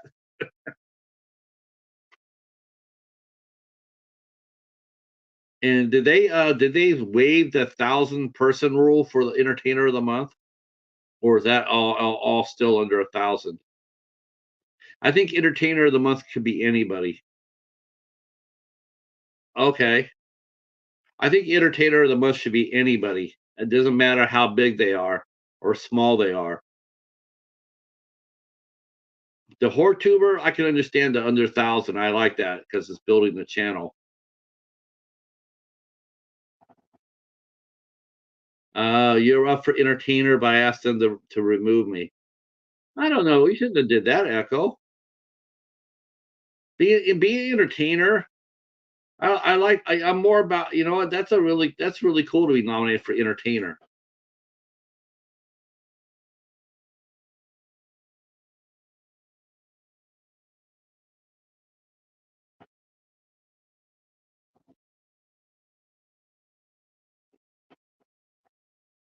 So okay, so Rob is entertainer, so I got to go over there because I saw the professor was nominated. Uh oh God, yeah. Well, that's her. She's crazier than batshit. Echo. She's crazy. Yeah, I know who you're talking about, and she should be the last person to act like that. Yeah, but are you gonna go? You always go back to her though. That just kills me. It's like, man, just shut that door and lock it already. I got to give Wes a shout out too for his Halloween too. I got to do that. Wes, aka the Mighty Ice Lord, um, he is actually, and I don't know if anybody noticed this or not. Maybe I'm wrong about this. Uh, but I think, and we all should support him on this, by for sure. But I think Wes is actually making another run at quitting smoking because I've been over watching his watch-alongs, and he has not gone out to the garage at all. He's actually stayed there and drank Mountain Dew and entertained people. And if that's the case, more power to our buddy Wes. More power to our buddy. Uh, oh, bro, yeah. See, I don't. Yeah. Oh, so yeah. Much love to Wes. I think he is trying to quit again, and more power to him. I really hope that he can do it. More power to him. But his movies this month have been really fun to watch too. He actually did one for Beau is Afraid. I got that movie. I don't know, man. I just been. Uh, oh, that's a really good thing too. I hope so. I hope so. I really do like Wes. Wes is one of the nicest people on here. He really is. He's a really nice guy. I really hope that that happens. He's a good person. There's a lot of good people on here. Uh, well, if the thing is though, is Wes has already survived. Beau is Afraid. Wes can make it through anything, including Dick Shark. That's the way I look at it. I mean, I look. How did I survive? How did I survive the Amazing Bulk? Easy. I watched the Neon Demon. That's after that I could watch anything. I could probably after watching the Neon Demon I could handle Beau is Afraid. Speaking of Dick Shark, so I was talking about my 31 days of Halloween. I talked about Dying to Sleep. The fourth movie that me and the Cheetah did was Consecration. Man, that's an awesome movie. That is an amazing movie. Absolutely loved it. Uh, it's terrific. Uh, Echo, you have Consecration, and you still have not watched it. I don't think. Um, yeah, yeah, I know. Dick Shark's like 3 hours and 20 minutes. Yeah, I don't know who's gonna watch that. No one's gonna watch Dick Shark for 3 hours and 20 minutes. He won't make it. He won't make that. Nobody wants to see that shit. Nobody wants to see some movie for 3.5 hours. Um, but definitely you should watch Consecration if you haven't watched it already. That's a terrific movie. In fact, you should watch along that. You should do a watch along for that. Uh, let's see. Uh, yeah, Jenna Malone. I keep saying this every time I talk about Jenna Malone, but Jenna Malone is a treasure. Let's see. For our fifth movie of 31 Days of Halloween, we did a sci-fi miniseries called Ring of Fire. It was a two-part movie, a Canadian production. starring Lauren Lee Smith and Michael Vartan, and it was a lot of fun. Terry O'Quinn was in it. It was a lot of fun. Really well done. Had a for a miniseries like this, uh, uh, on a low budget, it was really well done, and it moved fast. It was a very fast watch. Um, Considering it was 2 hours, considering it was two parts. But I really liked it. I picked up my copy of Family Video. I had never watched it until now, and I liked it. I definitely would recommend that. Day six. Day six saw me watch Scooby Doo and the Ghoul School. Uh, I've already mentioned how much I was so disappointed with that movie. Um, Shockingly so. Uh, let's see. Oh gosh, you're gonna watch a Bo is not afraid. A Bo is afraid. Oh my. Oh yeah, you gotta get. You gotta watch Consecration. That's only an hour and a half long. That's a terrific movie. And again, if you watch it and you do not like it, let me know. I will trade you for it. I will trade. I have stuff to trade. So let me know. I will definitely trade for that. Let's see. So the Scooby Doo and the Ghoul School, that was the wow, that was just not a very good movie. Never seen a bad Scooby Doo movie at all. That hasn't been entertaining, and but that was really bad. They didn't have the full crew together, so it's just Scooby and Shaggy, and it could have been all right, but it was just not. It was just a lot of the same jokes were repeated over and over. Uh, it just wasn't good at all. I was really surprised, disappointed, actually. Uh, that's probably the biggest disappointment I've watched as far as, like I expected the movie to be good. I mean, going into it, of all the movies that I was going to watch, that if you would have said what's the one movie that would have been 100% entertaining, I would have definitely said Scooby Doo would have been number one, even though it's a kids cartoon and everything else. But as far as entertainment goes, adults love Scooby Doo. That's the secret to Scooby Doo's success. It isn't because the kids love him; it's because the adults love him, and they follow him. I mean, he's 50 years old, and he's still being shown. He's still being a kid. Because the kids, us who loved them as a kid, it's like Peanuts. The reason why the Peanuts cartoons are always so popular because us older people loved them. But I did not love that. Okay. That was day six. Um, yeah, that was not a good thing right there. That was really ugh. All right. Day seven was a movie called Crow. I had never seen it, never heard about it.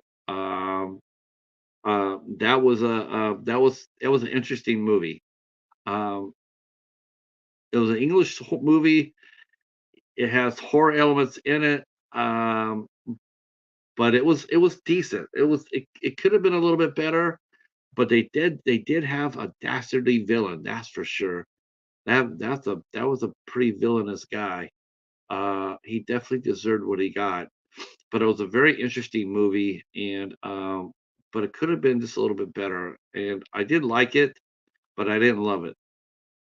Um, for day eight, we watched a public domain movie. Of course we did. We have to go public domain once in a while, right? So we watched Monstrosity from 1963.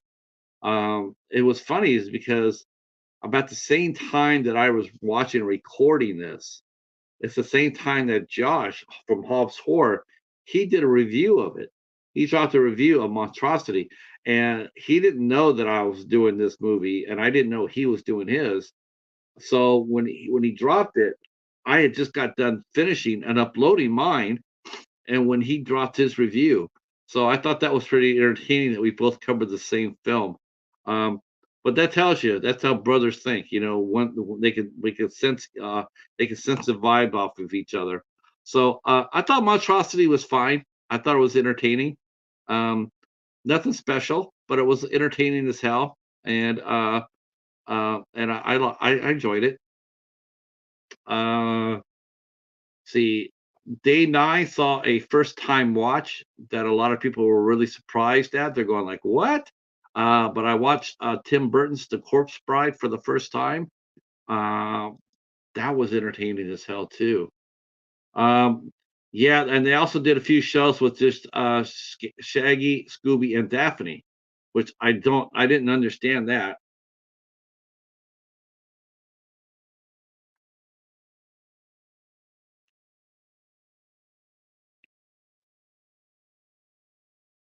I like The Corpse Bride quite a bit. I thought, but I wouldn't necessarily call it a. I would have probably would have said Tim Burton presents, as Tim Burton really didn't direct the movie. Even though he got his co-credited with directing it, but I wouldn't say that. It was mostly the other gentleman who did it, who worked on that movie. He directed it. He should have got full credit for it. Um, that's because Tim Burton was really busy on a bunch of other different projects. So he would come in and check in on it once in a while, but he didn't actually direct it. Uh, but still a fun movie. Uh, Fun music, good voice cast. Johnny Depp, Helena Bonham Carter, really well done. Enjoyed it. Enjoyed it. I still have yet to see A Nightmare Before Christmas, but I'll be doing that in December. That's right. I have not seen A Nightmare Before Christmas yet. All right. Day 10 saw me go and watch a movie from that aired on Lifetime, but it was Lizzie Borden Took an Axe, starring Christina Ricci, Greg Henry, and Stephen McCaddy. That movie was really good too. I was surprised at how good it was. I had heard about it. I know that people had considered it sort of campy. I did not. I thought the music was a little offsetting. I was a little bit it was modern music, which I don't think it had a place in the movie, but the acting and the story and everything else was really good. And I didn't see any camp at all. I didn't get any sense of anybody hamming it up. I thought other than the music, I thought it was a really respectable movie. I know that it went on to get a mini series about it afterwards. I don't really think I have any interest in watching that. I just like the movie itself. And like I said, I thought Christina Ricci did a really nice job. Day 11, my Wild Eye entry. Um, no, and no, Doll Shark was not Wild Eye. Doll Shark was SRS. So I did a Wild Eye movie called Suicide Club. It's another UK horror film, and it was mediocre. It wasn't all that good. Solid, I guess solid, but it wasn't anything special. But I wouldn't say it was terrible. It's just that it was sort of derivative. Um, but otherwise, and uh, uh, uh, besides, day 12 saw me watch The Wendigo. Oh man, I'm telling you, uh, that's right. That's right. Won't take away my horror Disney card.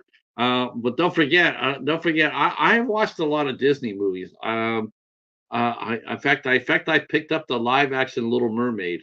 So I am definitely, I definitely, and I did watch and I did review The Sorcerer's Apprentice, which personally Disney should lose their card for not making a sequel to that movie already. That, yeah, they should have dropped. They should have, yeah, someone should drop kick Disney about that because the Sorcerer's Apprentice is mighty. Um, let's see. What do we got here? Yeah. So after the Suicide Club, me and the Cheetah, we watched The Wendigo. So yeah, I thought for sure this would be my worst movie of the year. I really did. I said, "There's just no way in hell this is good. No movie's gonna be worse than The Wendigo. No, nothing." I've watched Dustin Ferguson movie. I watched Cocaine Cougar. Absolutely trash. I thought, well, that no one's gonna beat that. I put The Wendigo out there. I said the only good thing about The Wendigo was the makeup effects by Chris and Jamie Apple. They were in the wrong movie. They should have been used for a really good movie. Uh, I was deeply sorry for them that they got caught up in that mess. But they are really good. They're really good makeup artists. Looking forward to watching them do much better work with better on a better movie. Day 13 saw us watch The Last Exorcism, which has actually been the most popular movie that we did for this series, and it's a great movie. Wow, I was surprised by that. I Because I had saw The Last Exorcism too, and that movie was god awful. I watched it because Muse Watson was in it, but it was a really bad movie, and the CGI was just garbage. Just terrible, terrible CGI in that movie. But the first movie is everything the second movie was not, and it was excellent. Wow, that was really good. I was really impressed with that. Good movie. I highly recommend The Last Exorcism. Um, Day 14 saw me and the cheetah do something a little different, and we watched our first gay horror film. Not just characters that happened to be gay, but the whole movie had characters that were gay, and it addressed a lot of different subjects, and it was very well done, and it was good. Highly recommended, actually. I would definitely say to watch the movie. I mean, I know a lot of men out there be, like, ooh, get over yourselves.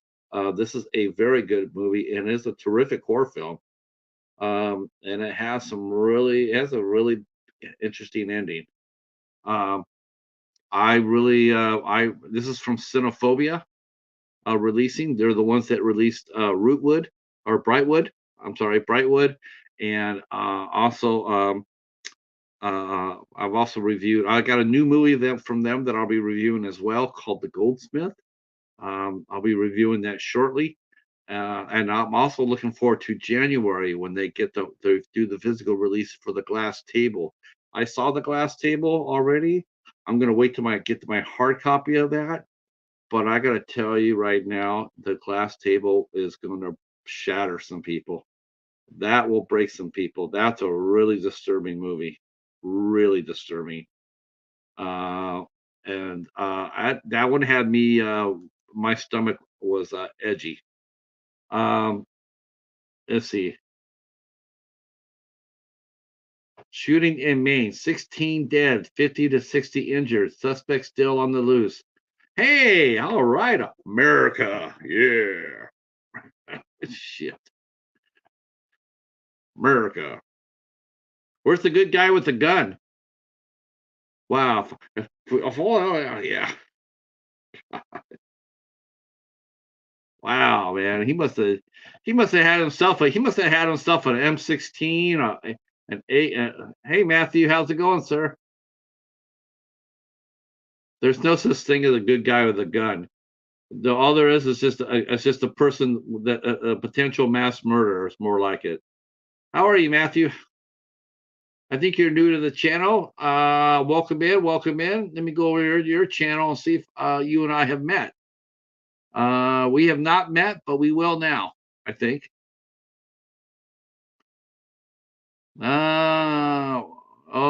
Let's see. No, you're a youngster. Cool dude. Oh, cool dude 3118. All right. Are you new to YouTube, Matthew?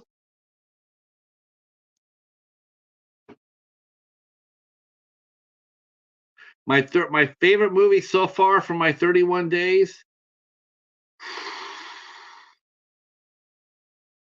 Uh so far it's actually, my favorite one has been Bound to Vengeance. Bound to Vengeance has been my favorite one, and then I would say, Consecration, The Last Exorcism. Um, I would definitely say, uh, Frost is up there as well. I mean, there's some. I think I got stronger as I went on. I think it went. I think my month got stronger. But Consecration is really good. I mean, The Last Exorcism was top notch. I mean, there's so many good ones. I really only misstepped a couple of times. Um, and because when you put together a list like that, I mean, like because mine are pretty much movies that nobody else has really heard of too much. So, because I don't want to do the usual suspects, like doing Saw or Halloween or anything else. I didn't want to do that because everybody else has done them. So I wanted to stay underneath the radar. I also didn't want to do too many streaming movies.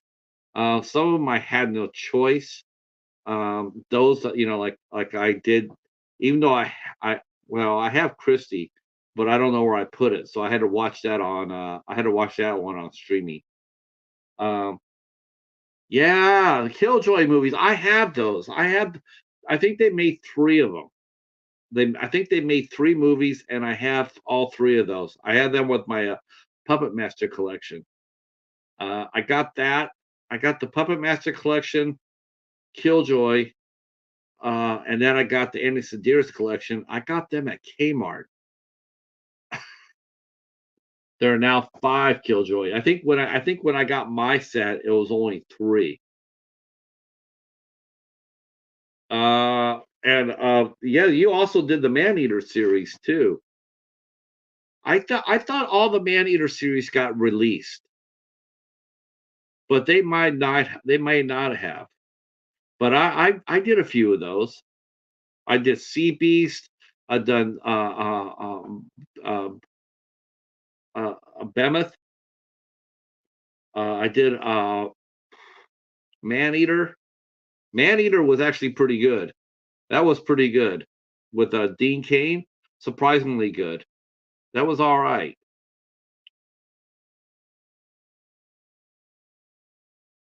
Yeah, I would interview Trent Hega. I will be writing Tiffany Shepis in the middle of the month too, Stephen. Um, uh, Yeah, I would. I'm gonna be writing to Tiffany Shepis during the month. I haven't contacted her yet because it's too far out, and I didn't have enough time for her to do the show in October. I had already booked all my dates, so I would definitely will be reaching out to talk to her. I hope that she gets a shot at Oh yes, Steven got Robin Sydney. Yeah, he interviewed her on House of Horrors. That was actually one of his best shows.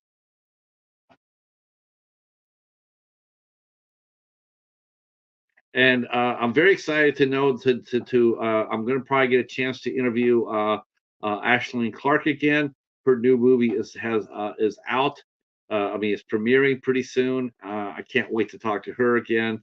Ashleen did The Devil's Doorway for IFC Midnight, and that was a terrific movie as well. Now she's got her second feature out, and I cannot wait for it to hit. I'm so excited.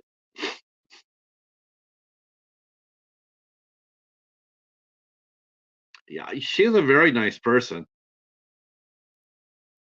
That was a good interview. Yeah, Ashley was really sweet too. I really liked Ashley. I thought she was a really good interview as well. See, this is what I'm going to be doing. I'm going to be going through my interviews, and I'm going to be redoing some guest lists of some playlists, like playlists that are musicians, playlists that are artists, playlists that are writers, playlists that are directors, actors, actresses. I'm gonna start breaking it down a little bit more because I know certain people have certain, they like certain things more than others. So what I'm gonna do is I'm gonna break down my playlist even more so uh, to separate that so I can get actually underneath musicians.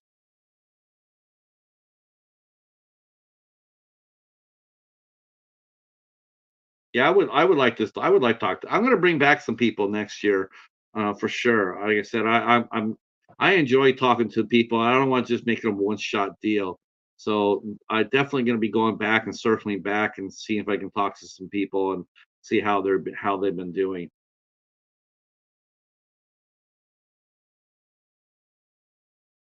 And of course, I wish this damn strike would end too. This damn strike. I have like 5 or 6 people that had said they would have come and do the show, but they can't because of the strike. I have her set up, Steven, but I'm not really confident. I'm gonna ping her again and see how she's feeling. Um, I have to see how her back is feeling. She had back surgery, right?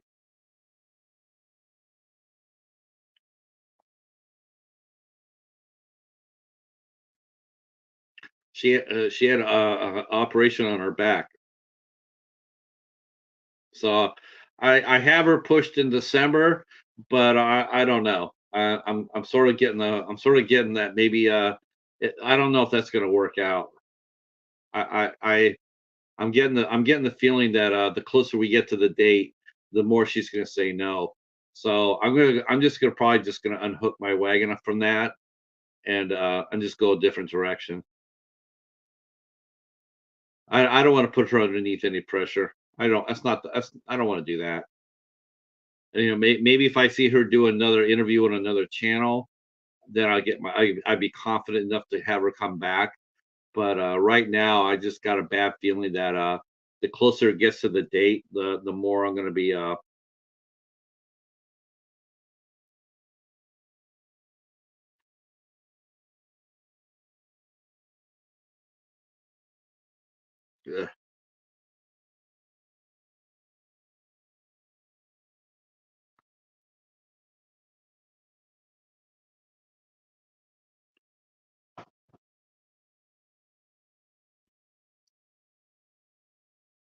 Yeah, that sucks. It really hurts because I was gonna do an interview with the actress from Rootwood. God damn it, Brightwood. Uh, Dana Berger. I was gonna interview her. She agreed to it. And then another young lady named Katie Poole. I was gonna interview her. Uh, but yeah, it's I want to talk to. I'm gonna try. I was gonna try to. I'm hopefully gonna be able to get my friend Karen to come back on in December because she's doing that Eli Roth movie Thanksgiving. She's in that, and I wanted to talk to her, but I'm not so sure she'll be able to do that. I'm not sure she'll do that for me. I think she will, but I can't guarantee you that because of the strike. She's and but I do think I am going to be trying to go after hopefully there's some other actors and actresses that can go after and to get onto the show. I mean, there's no shortage of guests. We're going to be doing our first band. We're going to be doing a band a month from Bipolar Records. So they're going to be sponsoring a interview once a month with one band from their roster. So when the time comes for me to start booking the month, we're going to be talking to that band and giving them their date. So we're going to be doing at least one band every month from Bipolar Records. I'm pretty excited about that. That's exciting right there for me because I haven't done that before. So that'll be fun. So uh, Damon has about I don't know 15 to 20 bands on his roster. So we're going to be doing a band a month. So I'm excited. I'm excited about that. And of course, we'll probably most likely I'll probably be joined by that. We're going to be having a co-host for that.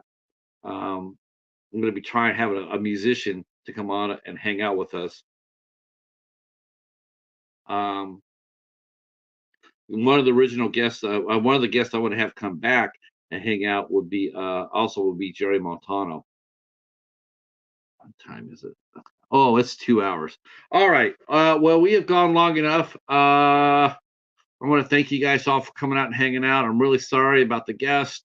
Nothing I can do about that. But we'll just move on, and we'll be back tomorrow night at 8 o'clock with Jeff Clark Jr.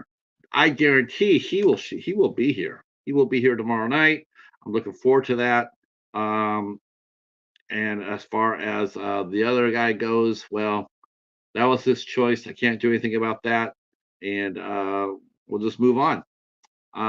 And yes, I will be reaching out to Janet Decay and Dario Evil, and we'll see if we can get ourselves a real horror host on here, and we'll have a lot of fun with it.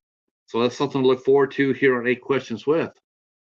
Um, all right, so Echo Side comes on in about an hour or so tomorrow night. Katie comes on Creators Corner. I know I'm advertising my competitor at that on my time slot, but I think it's an important interview. I do. I think it's an important interview because if she can bring over some people from the TikTok world over to YouTube, that means it might be worthwhile thinking about advertising over there at TikTok, uh, which I would like to do. Um, uh, and I also might be invading Truth socials because I hear that site is actually being taken over by liberals. That's right. I hear they're actually taking over Donald Trump's website. They are just swamping it now. That's funny as hell for me. It's like that was supposed to be where all the Nazis were going to hang out at, and all of a sudden now they're getting chased off their own site. And I think that's hilarious. I wouldn't be surprised if it actually got shut down within a matter of with pretty damn soon. I can really see that happening. Um, but also working on Threads, which is affiliated with Instagram and Zuckerberg. Uh, Thread seems to be all right. Whoever's running it seems to know what they're doing. It does seem like Twitter in its early days, so that's not necessarily a bad thing, though it is swamped with political already. Woo. So I might be checking it out. I've already started a Threads account, but I'll probably be exploring it a little bit more.